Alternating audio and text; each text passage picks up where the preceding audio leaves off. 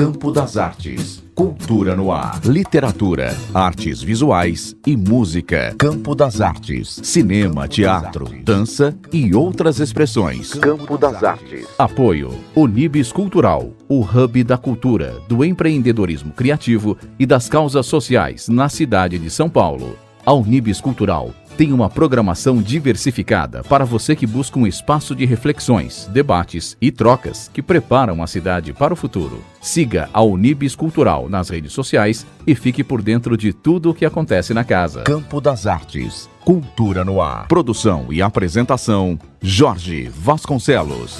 O meu cordel estradeiro vem lhe pedir permissão para se tornar verdadeiro, para se tornar mensageiro da força do teu trovão e as asas da tanajura fazer voar o sertão. Meu mochotó coroado de chique-chique facheiro, onde a cascavel cochila na boca do cangaceiro. Eu também sou cangaceiro e meu cordel estradeiro é cascavel poderosa, é chuva que cai maneira, aguando a terra quente, erguendo um véu de poeira, deixando a tarde cheirosa, replanta que cobre o chão na primeira trovoada, a noite que desce fria depois da tarde molhada, é seca desesperada, rasgando o busto do chão. É inverno e é verão, é canção de lavadeira, peixeira de lampião. Começa agora mais uma edição de Campo das Artes e novamente no programa, um prazer receber mais uma vez em nosso programa o Marco Aurélio, escritor, pesquisador da cultura popular, um dos maiores especialistas a respeito do cordel. Tudo bem com você, Marco? Salve, Jorge. Ok. Tudo bem, bom estar de volta e mais uma vez falando do cordel e seguindo pelas trilhas, né, da nossa tradição popular, essa tradição tão rica e que faz com que nos identifiquemos tanto, né? Nós, eu acho que o meu caso e o seu também, as pessoas mais sensíveis que de alguma forma rendem tributo a esse, vamos chamar de personagem, né, que o nosso Boldrin chama de Senhor Brasil. Senhor Brasil, ok. Marco Aurélio, até dando continuidade ao que nós conversamos no programa anterior, o que é equivalente, o que você destacaria como equivalente ao cordel, ao nosso cordel como conhecemos, no resto do mundo? Nós sabemos, você mencionou no programa anterior, a identidade óbvia com quem trouxe o cordel para cá, junto com os portugueses, particularmente a partir do ingresso no Brasil da família real portuguesa. Mas também se sabe de uma forte tradição na Espanha, por exemplo. Você, no programa anterior, falou de vários outros, de França, vários outros lugares, onde expressões seriam equivalentes aos poemas que são habitualmente lidos e curtidos nas publicações de cordel. Quais são os equivalentes no mundo? Equivalentes. A gente tem poesia popular no mundo todo. Na Espanha, nós tínhamos os pliegos sueltos, ou pliegos de cordel. Em Portugal, o mesmo termo, né, que nós herdamos cordel.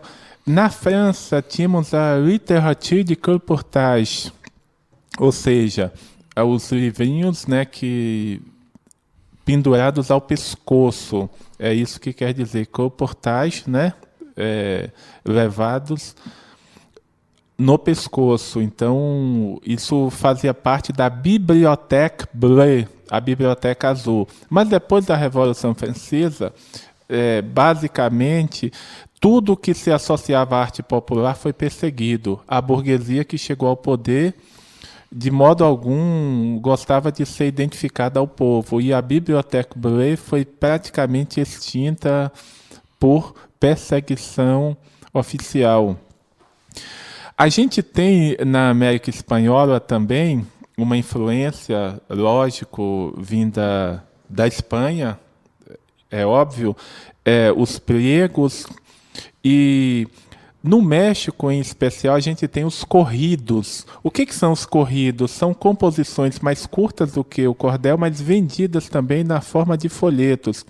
São os corridos que fazem com que alguns personagens se tornem mitos, ou ampliam, né? Acho que é muito injusto dizer que são os corridos que fazem deles mitos, mas são os corridos que ampliam a dimensão mítica destes personagens, como Emiliano Zapata e nosso Pancho Villa. Se alguém quiser pesquisar no YouTube, pode jogar Corrido Pancho Villa, vai ouvir coisas muito, muito bonitas. ¿Adonde van los trenes pasajeros?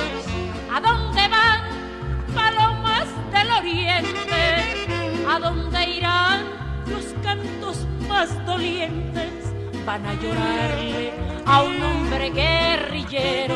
Na Inglaterra, Alemanha e também nos Estados Unidos, Irlanda, países em que há um substrato celta também, Escócia, Gales, nós temos as baladas, que são composições poéticas que tratam de personagens excepcionais, que vão desde o Rei Arthur, passam por Robin Hood, Merlin, Lancelot.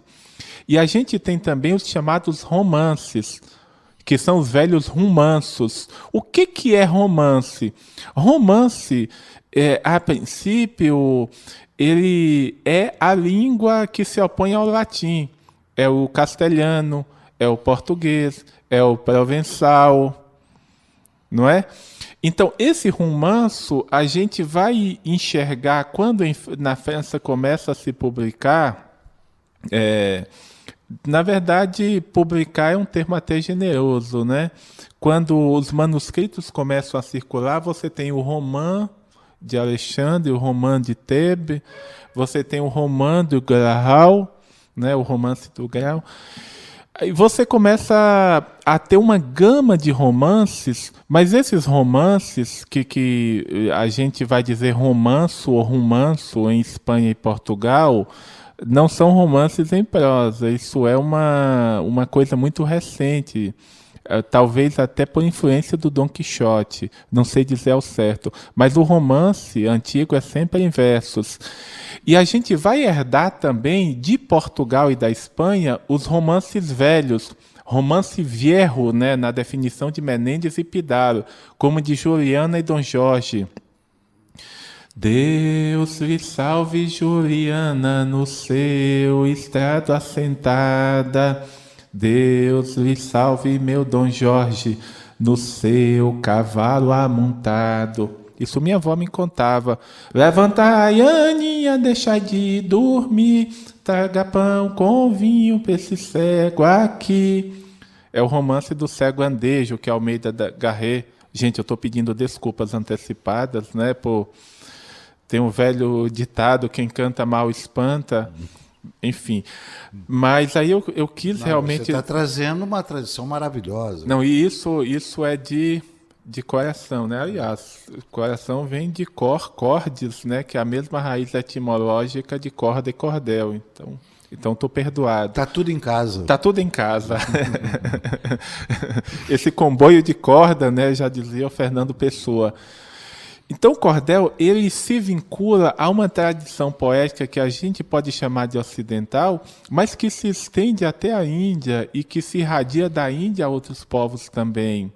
E essa tradição amalgamada com aquilo que a gente recebe das Áfricas, né, vamos entender como uma coisa muito mais ampla, os muitos povos que aqui aportam, mesmo que...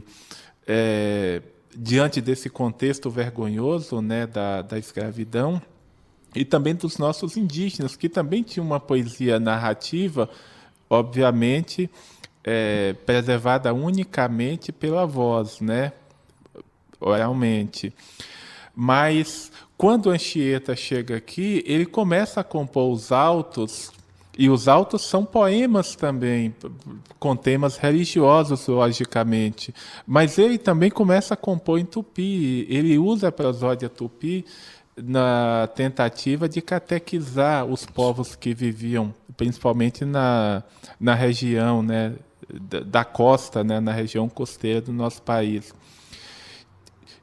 Como eu disse, o cordel ele se vincula a esse fazer poético de muitos povos, mas o nosso cordel, o cordel nordestino, ao mesmo tempo que ele estabelece essa ponte, ele se descola, ele tem uma identidade muito particular, porque ele está muito vinculado também à ocupação do Nordeste, ao ciclo do gado, onde a gente vai ver muitos romances de bois fujões, bois que ninguém conseguia pegar, e aquele que conseguisse se tornava um mito, né?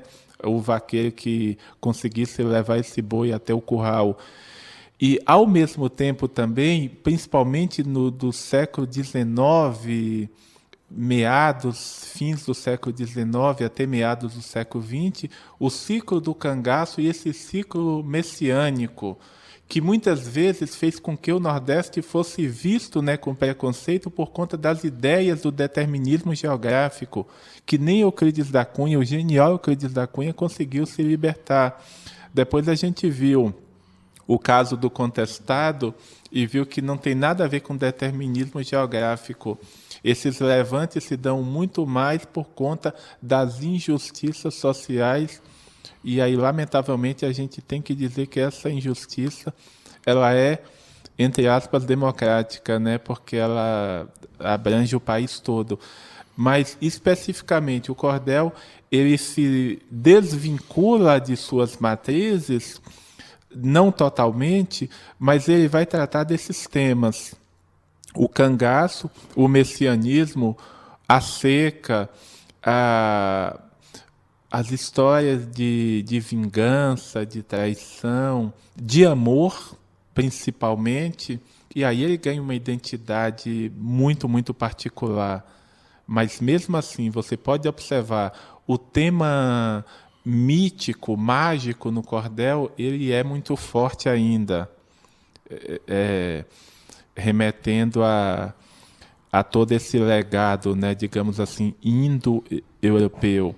A Princesa da Pedra Fina, Juvenal e o Dragão, O Reino do Vai Não Torna, e outras narrativas tantas, João de Calais, A Formosa Magalona, enfim, são muitos textos que dialogam, inclusive, com aquilo que o nosso Câmara Cascudo chamava de livros do povo.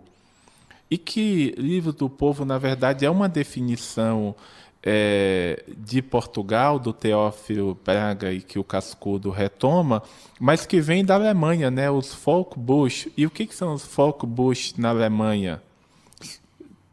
Livros do povo, ou seja, sim, as baladas, as composições que, por conta do preço acessível, são lidas por muito tempo e que, de certa forma, acabam fascinando dois irmãos que, no começo do século XIX, vão à busca de lendas, de canções antigas e de contos que definam a identidade alemã. Esses irmãos são Jacob e Wilhelm, os irmãos Grimm. Exatamente. Marco Aurélio, convidado de Campo das Artes, na verdade, Marco Aurélio está voltando ao programa e dando continuidade às reflexões em torno do cordel. Isso porque Marco Aurélio, escritor e pesquisador da cultura popular, é um dos principais especialistas em cordel no Brasil. Marco, o cordel ele tem um status, na ausência de palavra melhor, um status rebaixado ou não no âmbito da cultura literária, no âmbito da crítica literária, e se isso de alguma forma pode estar relacionado ao que se sabe, você mencionou, no âmbito de desigualdades, como se olha, especialmente para o Nordeste, e muito, não sei se eu estou errado, se eu estou equivocado, mas com uma perspectiva subestimada, entendeu? Dá para se refletir com esses aspectos que eu acabei de mencionar? Com certeza. A volta e meia, as manifestações preconceituosas em relação ao Nordeste, elas vêm com uma carga muito forte. E aí as pessoas respondem elencando personagens da cultura nordestina que, de alguma forma, contradizem esse discurso. E aí a gente não vai ficar aqui citando nomes porque não é o nosso objetivo. Em se tratando do cordel, por ele ter essa imagem muito vinculada ao Nordeste, ele acaba sendo, ao mesmo tempo, alvo e seta, porque as pessoas que se voltam contra o cordel acabam recebendo, né, do próprio cordel uma resposta muito boa. Até porque os poetas, os bons poetas de cordel, as boas poetas de cordel, eles têm essa capacidade de responder de imediato. O que acontece? Economicamente, o Nordeste dominou o país por muito, muito tempo. E o nosso país existe a partir do Nordeste.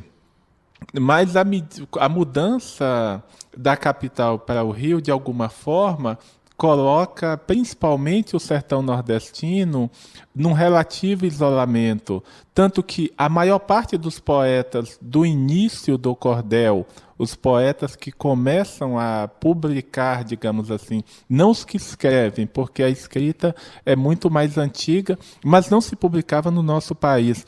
Mas a partir do momento que Leandro Gomes de Barros se estabelece no Recife e começa a publicar no início do século XX, sistematicamente, você muda totalmente a face das coisas. E este poeta, ele é o autor de mais de 500 títulos, com certeza. Cascudo dizia de mais de 1000 títulos, o que talvez não corresponda à verdade, mas foi a informação que ele recebeu. E esses títulos, eles são publicados há mais de 100 anos. Pelo menos uns 50 deles são publicados ininterruptamente há mais de 100 anos. Leandro foi conterrâneo de Coelho Neto, um escritor muito famoso, de Afonso Celso. Eu lhe pergunto, o que se lê hoje em dia de Coelho Neto e de Afonso Celso? Muita gente pôs um contraponto de Leandro com Bilac, poeta que eu acho excepcional, apesar de toda aquela celeuma levantada pelo modernismo e que vai usar Bilac justamente como o inimigo a ser batido. O antagonista, né? O antagonista. O contraponto, você necessita de estabelecer um novo limiar, então você tem de ter um alvo a ser batido, e é o antagonista. Mas, assim, o passado tempo, a gente reconhece o papel importante de Bilac. E ele nasce e morre no mesmo ano em que Leandro nasceu e morreu, 1865, 1918. E Carlos Drummond de Andrade escreve uma crônica em 1976 dizendo que Leandro Gomes de Barros é que devia ter sido eleito o príncipe dos poetas da revista Fonfon, e Bilac é que foi escolhido, porque Bilac, o leitor de Bilac está nos salões engalanados da capital, e o de Leandro está espalhado pelos muitos Brasis. E Leandro escreve um cordel chamado O Cachorro que Defecava, isso mesmo, o cavalo, aliás, que defecava dinheiro. Também faz outro cordel, Testamento do Cachorro. E juntamente com outro cordel chamado Castigo da Soberba, esses vão ser a base do Alto da Compadecida, a peça do nosso imortal Suassuna. Glauber Rocha vai usar o arcabouço mítico do cordel, especialmente dessa face dupla, né, do cordel messiânico e do cordel do Cangaço para compor tanto Deus e o Diabo na Terra do Sol, como o Dragão da Maldade contra o Santo Guerreiro. O próprio título, né, dos dois remete aos títulos do cordel. E se a gente imaginar que nos Estados Unidos o Far West, né, o Oeste Longínquo, ele, enquanto gênero, tanto nas letras como no cinema, ele deve muito às baladas do Jesse James, do Billy the Kid, né? A gente tem o Woody Guthrie, o Bob Dylan compondo muito, Johnny Cash cantando, né, e contando essas histórias, além dos poetas do povo de lá, né, da região oeste. Da mesma forma, o nosso cordel também vai ser a base do Nordester, né? Esse gênero que nos anos 50 e 60 vai nos legar tantos filmes, como os de Glauber, que gostava muito, né, dos westerns. E aí a gente percebe que Dias Gomes tem um personagem no Pagador de Promessas chamado Dedé Cospe-Rimas, que nada mais é do que um cordelista. A gente vai buscar o José Lins do Rego, a Raquel e tantos outros, e entende a importância do cordel. Nosso Mário de Andrade, o Macunaíma, ele dizia que Leandro e Ataíde, João Martins de Ataíde, são rapsodos nordestinos. O rapsodo é o poeta que na Grécia Antiga ia de cidade em cidade cantando seus versos. E reconhece no personagem chamado Cancão de Fogo uma das bases do seu Macunaíma. Então ele pesquisou, ele fez essa imersão pelo Nordeste e usou o Cancão, que é um trickster, ou seja, um personagem espertalhão, na composição do Macunaíma. E aí a gente não entende por que esse preconceito ainda resiste. Eu acho que entende sim, entende porque a ignorância ela vai sempre existir e as pessoas vão sempre achar alguém para culpar por suas mazelas ou por sua incapacidade de entender o mundo de uma forma muito mais ampla. Mas, para terminar essa fala, eu vou evocar aqui, Jorge, um poeta chamado José Camelo de Melo Rezende. Ele tem um poema chamado Entre o Amor e a Espada, e ele começa assim: o amor, quando se alberga no peito do rico ou pobre, até parece um guerreiro com capacete de cobre e só obedece à honra, porque a honra é mais nobre. E outro chamado Manuel da Almeida Filho, que viveu em Sergipe, e que tem um cordel chamado Os Três Conselhos da Sorte. Ninguém entende esta vida. Em tudo existe um segredo, verdade sobre verdade, enredo em cima de enredo, e a sorte nunca aparece na casa de quem tem medo. Olha a força, a vibração. E aí nós percebemos o que Alexei Bueno, que é um poeta do nosso tempo, também percebeu, que a maior parte desses poetas, Manuel da Almeida, José Camelo, e hoje em dia Josenir Lacerda, Nesite Alencar, Clebson Viana, Rochinol e outros, João Gomes de Sá e outros tantos, o que eles têm é a capacidade de envolver o seu leitor ou a sua audiência, que muitos outros dos converscotes, das associações, das elites culturais desse país não têm. E isso nos leva novamente de volta à Idade Média, ao trovador, ao menestrel, ao jogral, ao poeta do povo. E aí a gente entende por que Leandro até hoje é lido e daqui a 100 anos vai continuar a ser lido, independentemente do formato, se na internet ou no folheto, mas ele vai continuar a ser lido quando muitos que hoje arrotam essa arrogância e destilam esse preconceito vão estar totalmente esquecidos. Na cidade de Macaé, antigamente existia um duque velho invejoso que nada o satisfazia, desejava possuir todo objeto que via. Esse duque era compadre de um pobre muito atrasado que morava em sua terra num rancho todo estragado, sustentava seus filhinhos na vida de alugado. Se vendo o compadre pobre naquela vida privada, foi trabalhar nos engenhos longe da sua morada. Na volta trouxe um cavalo que não servia para nada. Disse o pobre à sua mulher: como havemos de passar? O cavalo é magro e velho, não pode mais trabalhar. Vamos inventar um quengo para ver se o querem comprar. Foi na venda e lá trouxe 3 moedas de cruzado, sem dizer nada a ninguém, para não ser censurado. No fiofó do cavalo foi o dinheiro guardado.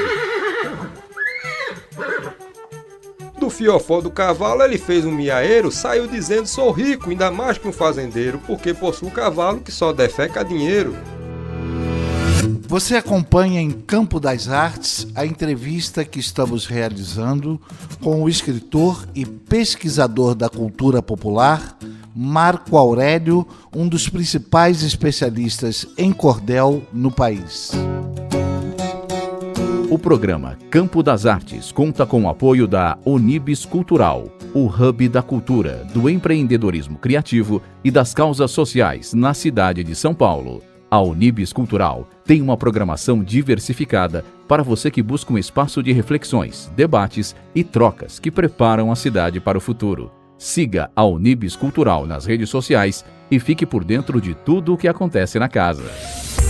Você acompanha o programa Campo das Artes pelo elcanal.net, através do aplicativo gratuito Rádiosnet, às quartas-feiras, 5 da tarde, sábados e domingos ao meio-dia, e às segundas-feiras, às 9 da noite. Tem mais. Todas as edições estarão disponíveis para você, internauta, pelos nossos podcasts, através dos aplicativos Spotify e SoundCloud. Além disso, estamos no YouTube e no Facebook. Nosso e-mail é campodasartesoficial@gmail.com. Repita: campodasartesoficial@gmail.com. Campo das Artes, cultura no ar. Produção e apresentação, Jorge Vasconcelos. Marco Aurélio, convidado desta edição de Campo das Artes. Marco, eu queria pedir a você uma palavra, ainda nesse contexto em que nós estamos conversando. Para mim, é um mistério muito importante. Eu acho que a palavra mistério tem muito a ver com a literatura do cordel, que é a permanência do povo. Não só do âmbito da criação, como das suas sistemáticas, dos seus hábitos e assim por diante, que chama a atenção de o povo não abre mão de ser povo, é mais ou menos isso. Ano passado eu estive no Rio, no mês de setembro, quando o cordel foi reconhecido como patrimônio do nosso povo pelo IFAM. Naquele momento, isso no Forte de Copacabana, a gente teve a presença de autoridades que eu não vou citar aqui, mas, enfim, deu a isso tudo deu ao momento, né, um ar solene e encheu as pessoas que estavam ali de esperança e de uma certa desconfiança. Porque quando você reconhece oficialmente, você tem que salvaguardar aquele bem. Ou seja, o cordel ele tem que ser tutelado pelo Estado. E depende muito de quem esteja no poder, a gente sabe o que essa tutela significa. Então, temos que ter muita cautela.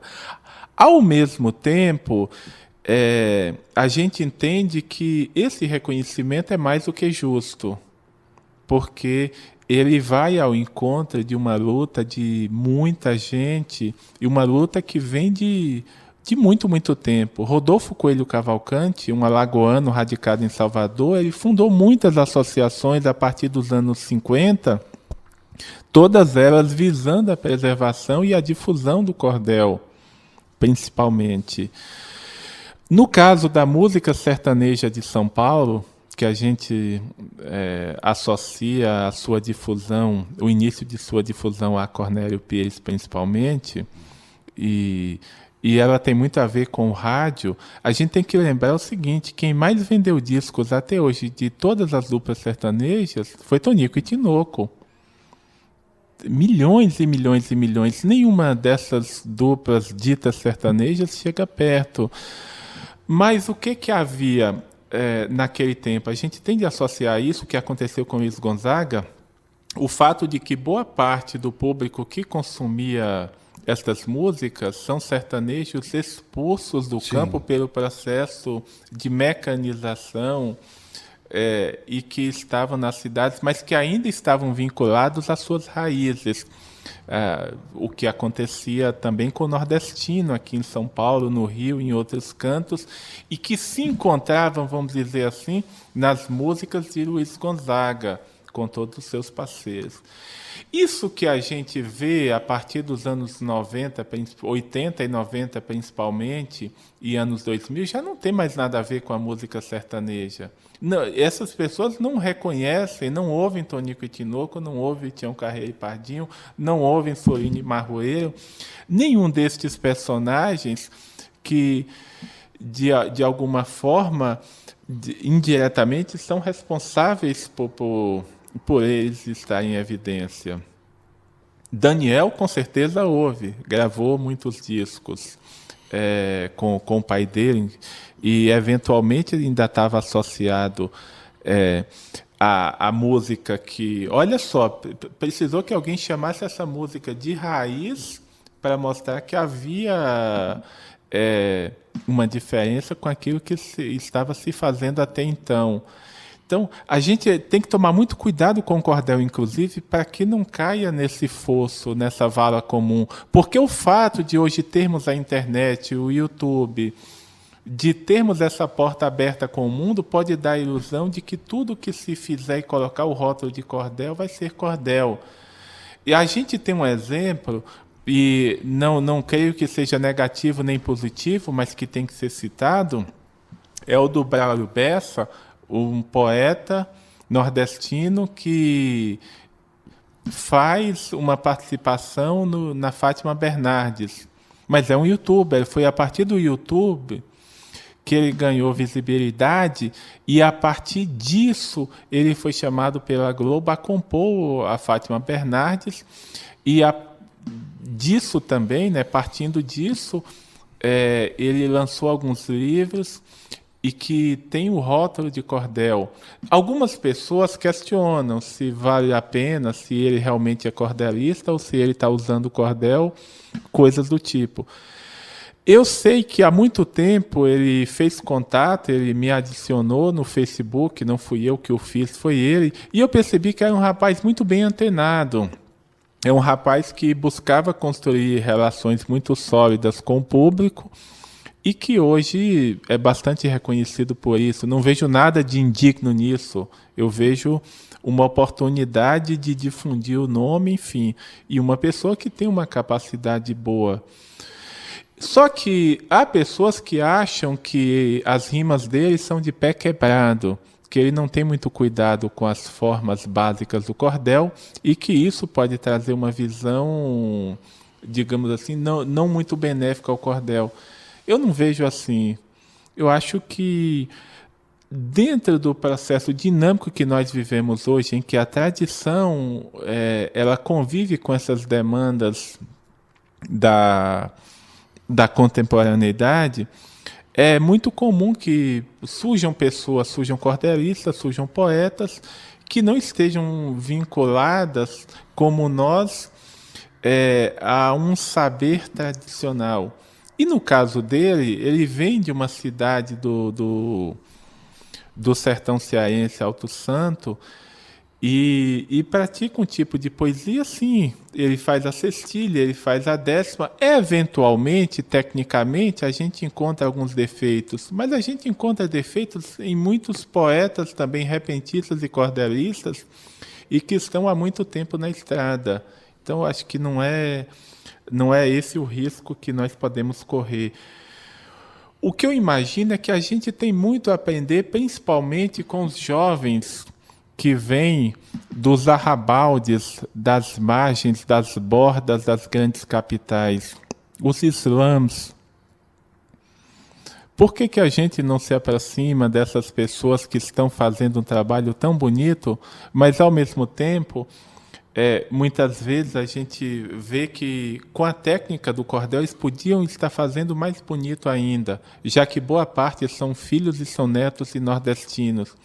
O diálogo que é essencial na construção, aprendamos com eles e que eles aprendam também com a gente.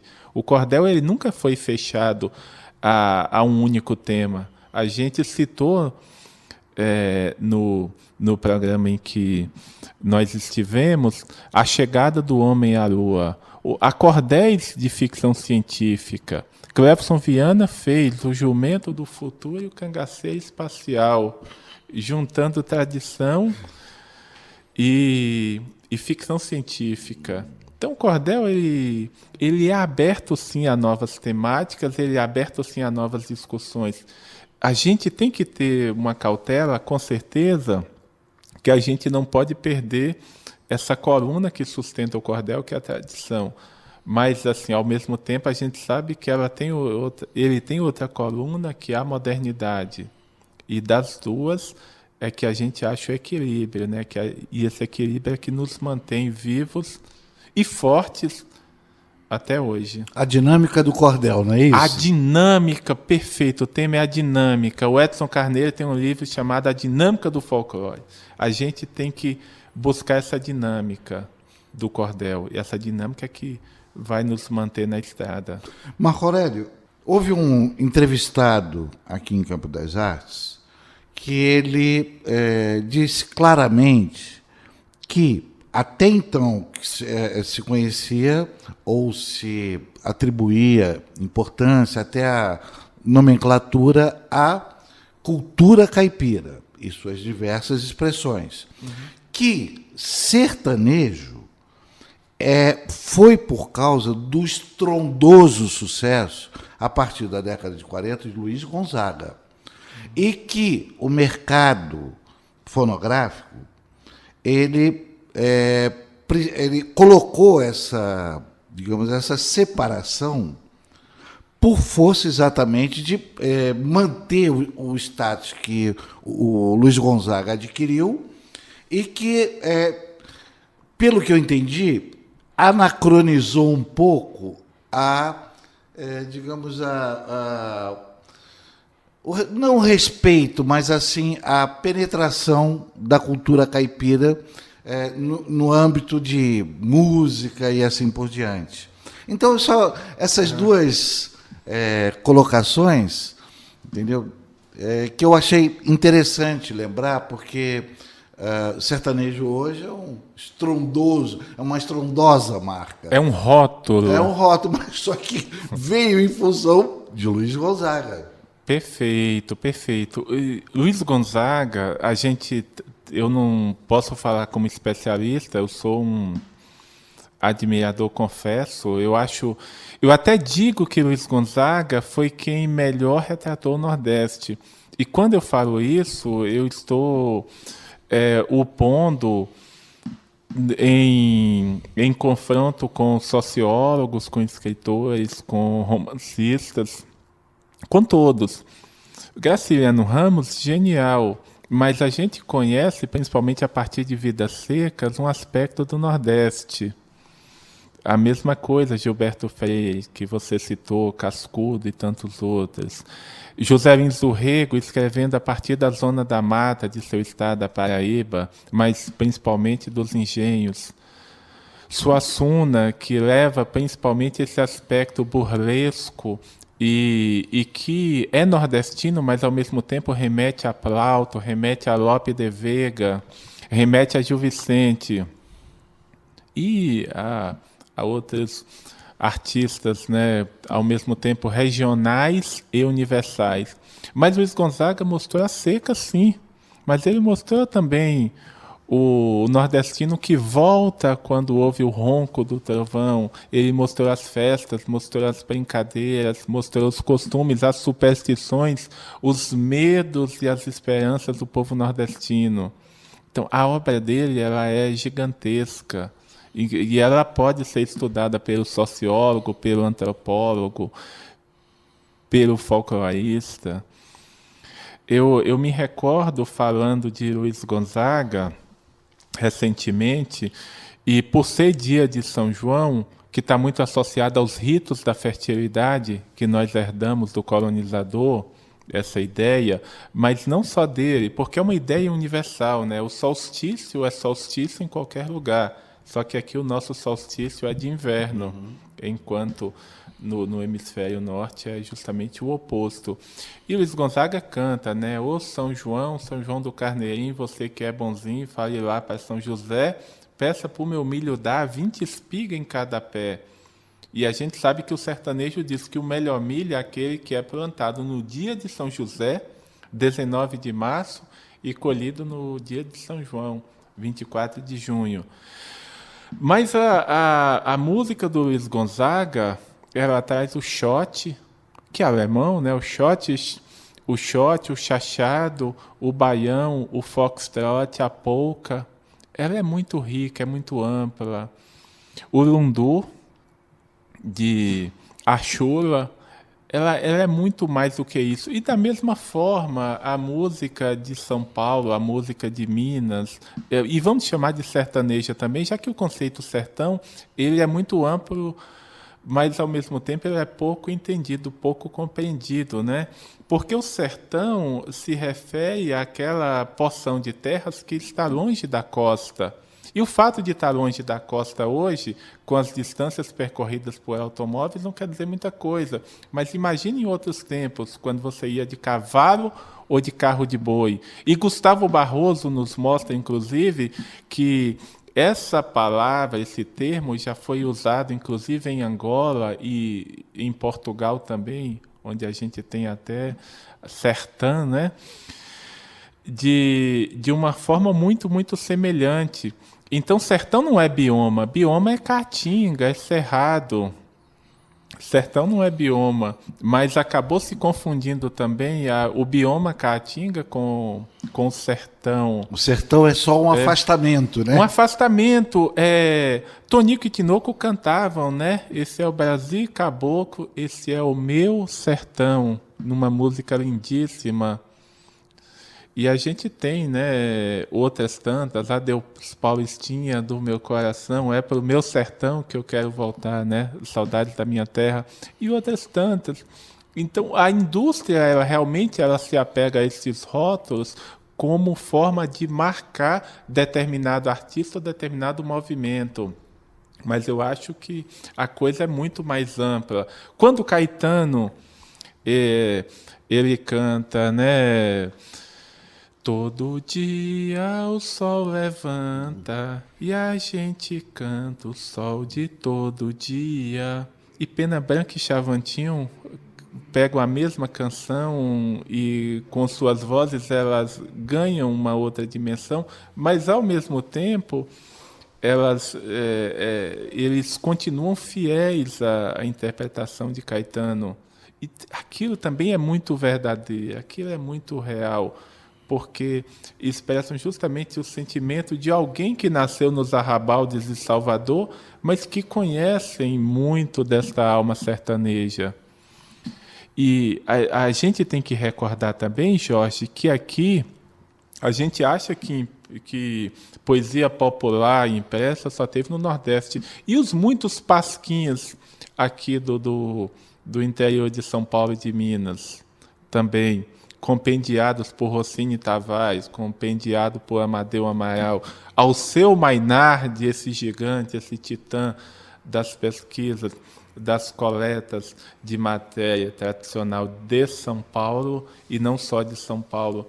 Então, eu tenho, às vezes, muito cuidado para não me deixar levar por esses rótulos, porque, inclusive, o termo cordel é um rótulo também que a gente aceita, já que os poetas de antigamente não usavam, né? E mesmo aqueles que avançam pelo século XX, eles têm muita dúvida se valia muito a pena. É óbvio que a gente aceita porque o equilíbrio se dá justamente do seu fazer artístico com o mercado. A gente tem que buscar um ponto em comum, porque aquilo que a gente produz, a gente quer que seja lido, que seja consumido, que faça sentido para o leitor. Mas a gente tem que entender também essas injunções do mercado, isso vale tanto para o cordel como para a música de uma forma mais ampla. Marco Aurélio, quais os principais autores do cordel no Brasil? Tanto aqueles que formaram a tradição dos primeiros momentos, quanto o eventual elenco de autores de cordel que estão produzindo nesse momento. Como eu também sou poeta, eu tenho muito cuidado, porque isso vai muito do subjetivo. Sim. Ainda que eu pesquise, ainda que eu tenha títulos que são do âmbito da pesquisa, mas eu tenho muito cuidado. Eu posso citar, não no sentido de maior ou menor, mas aqueles que me tocam mais profundamente. Leandro Gomes de Barros, autor de O Cachorro dos Mortos, personagem que a gente já citou aqui algumas vezes. Os nossos antepassados eram muito prevenidos, diziam matos têm olhos e paredes têm ouvidos, os crimes são descobertos, por mais que sejam escondidos. Manuel da Almeida Filho. Entre os fatos mais falados pelas plagas do sertão estão as grandes façanhas dos cabras de Lampião, mostrando quadras da vida do famoso capitão. José Pacheco da Rocha. Um cabra de Lampião, por nome Pilão Deitado, que morreu numa trincheira num certo tempo passado, agora pelo sertão, anda correndo visão, fazendo mal assombrado. José Camelo de Melo Rezende. Coco verde melancia é uma história que alguém quer saber, mas não sabe o princípio de onde vem, nem sabe os anos que faz, pois passam 30 de 100. Então, estes são poetas do passado e que têm uma obra que ainda hoje faz sentido para muita gente. Mas a gente pode citar outros, Joaquim Batista de Sena, João Firmino Cabral e outros tantos. A gente pode citar hoje o Buri da Bahia, né, que é repentista, que é dançador de chula, que é sambista, o samba do recôncavo, personagem importantíssimo, mestre absoluto, né, da nossa cultura popular. Mas temos poetas jovens hoje, tanto homens como mulheres, que fazem cordel com muita qualidade. Clevson Viana, Rochinol, que é Antônio Carlos da Silva, aí Evaldo Viana, João Gomes de Sá, a gente tem o Antônio Francisco, né, do Rio Grande do Norte, a gente tem Josenir Lacerda, a gente tem Nesite Alencar, a gente tem a Suzana em Recife. Enfim, é um elenco que não desafina. Por exemplo, Clevson Viana, que é um poeta só 2 anos mais velho do que eu, ele fez uma estrofe que é mais ou menos assim: luta o homem a todo instante, tentando alcançar a vitória, marca com sangue e suor a sua trilha ilusória, esperando no final ter fortuna, paz e glória. Isso é muito forte, muito filosófico. E é um poeta que caminha, né, com a gente, que é editor também, cartunista, quadrinista. E temos meninos hoje declamando cordel, escrevendo cordel. A gente viu na internet, no Rio Grande do Norte, muita gente declamando cordel, mostrando justamente o vigor, né, a força da poesia popular. E no repente também, tem um rapaz em Fortaleza, o Guilherme Nobre, acho que tem 18 anos, e está fazendo dupla com um monstro, né, do repente, o Geraldo Amâncio, que é o quem melhor canta o Galope à Beira-Mar. Os dois estiveram em Portugal recentemente. Então, isso é tão importante mostrar que a coisa é viva e, como você falou, é dinâmica, e que a gente tem tantos poetas bons. Rafael Neto, Rafael tem 20 e poucos anos, faz repente cordel como ninguém. Sergipano, que viveu em Paulo Afonso e hoje corre os sertões, né? Fez uma versão de O Médico e o Monstro em cordel, que deve sair o mais breve possível. Enfim, assim, os nomes a gente vai buscando buscando aqui nos arquivos, né, no HD da cabeça, mas são muitos. Felizmente, o cordel e o repente estão vivos e passam muito bem, né? Ótimo. Isso é que é bom. Marco Aurélio, novamente, né, neste programa também, a gente, claro, vai encaminhando para o final desta edição, mas eu queria saber o que você, como você avalia a relação das publicações de cordel com o mercado de livros aqui no Brasil. O cordel ele sempre teve um mercado muito particular.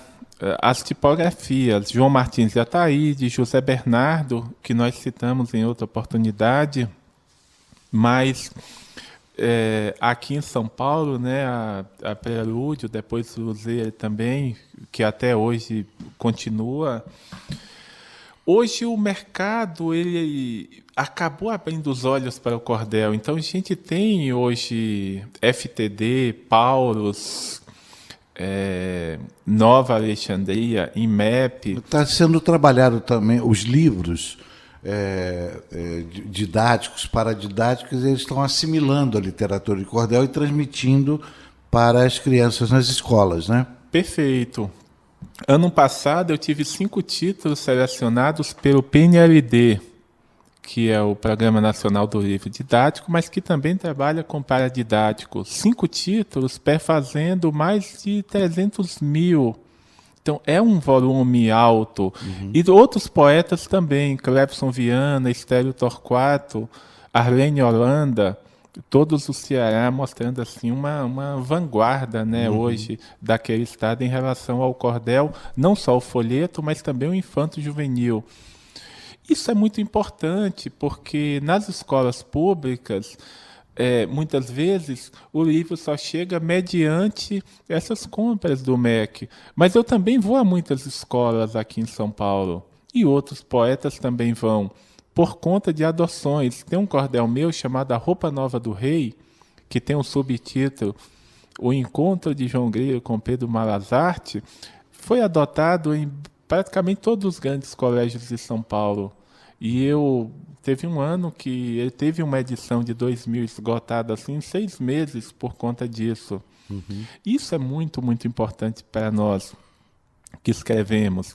Tem um cordel meu chamado Encontro da Cidade Criança com Sertão Menino, que foi feito pela Editora do Brasil, e ganhou o selo Cátedra Unesco, ganhou o selo altamente recomendável da Fundação do Livro Infantil e Juvenil, a Finilige, e foi catálogo de Bolonha, juntamente com Tristão e Isolda, que ganhou também o altamente recomendável e foi catálogo de Bolonha.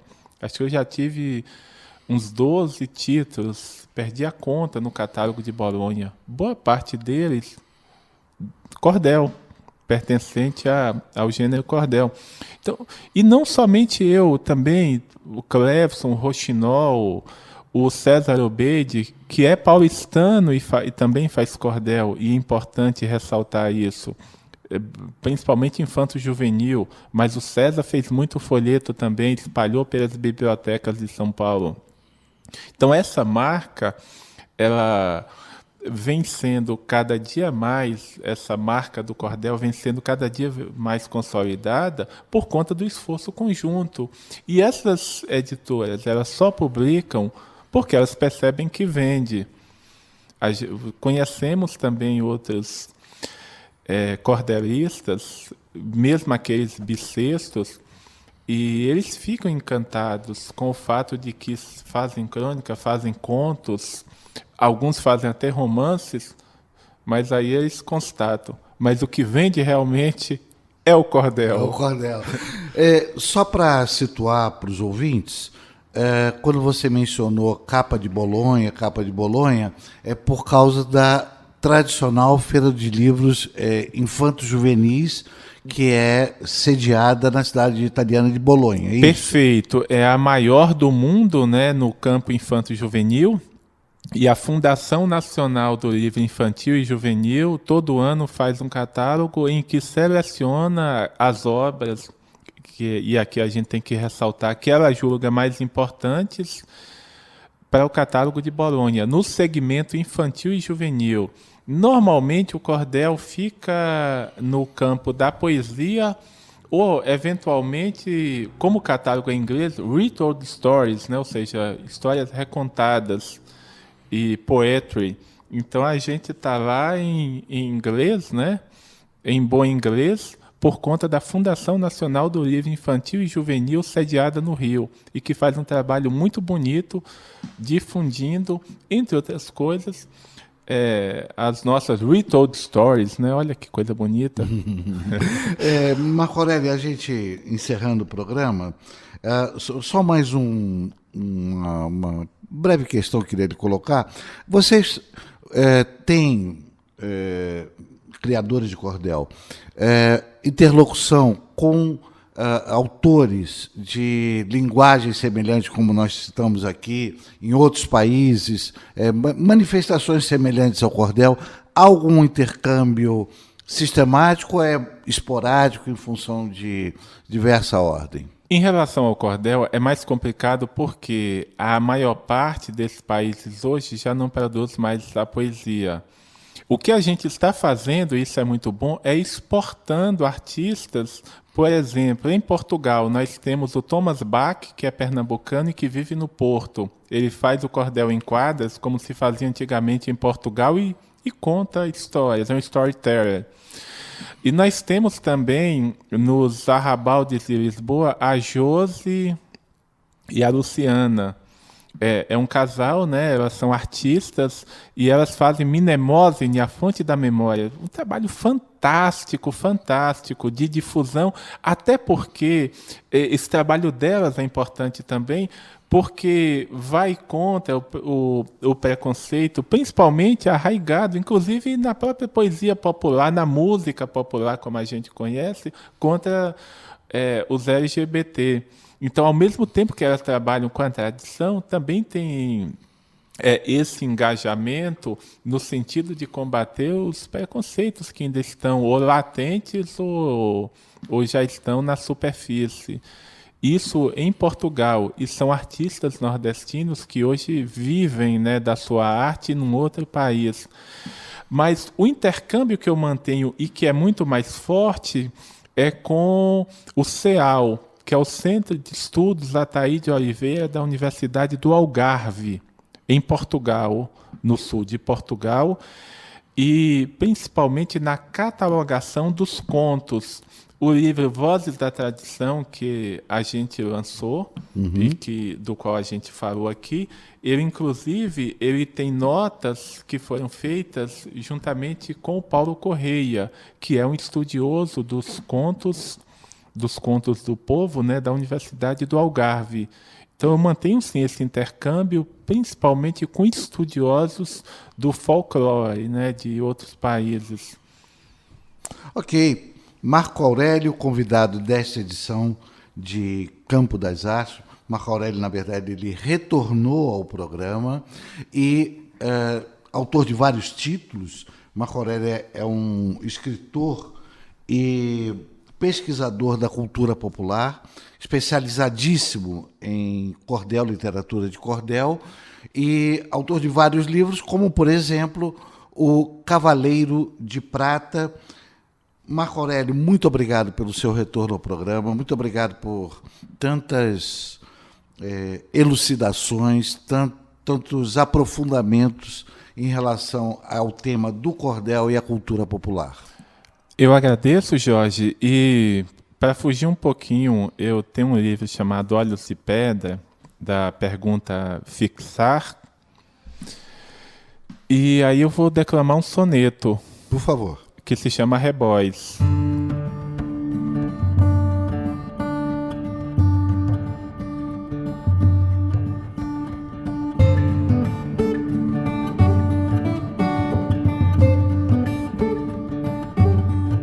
Muitas vezes eu busco sem achar as respostas de que tanto preciso, dando nó nos cordéis do meu juízo, continuo a buscar. O caminho não sei aonde vai dar, mesmo assim muito firme nele piso. Pelo inferno se vai ao paraíso, pode o céu ser somente um lupanar. Desconheço as razões do iluminismo, pois a mim me interessa o fundo abismo que sedento de luz inveja os sóis. Da montanha só olho contra forte, mas galgaro talvez me traga a morte ou um cálice repleto de arrebóis. É isso, obrigado. Salve, Jorge. Salve, Marco.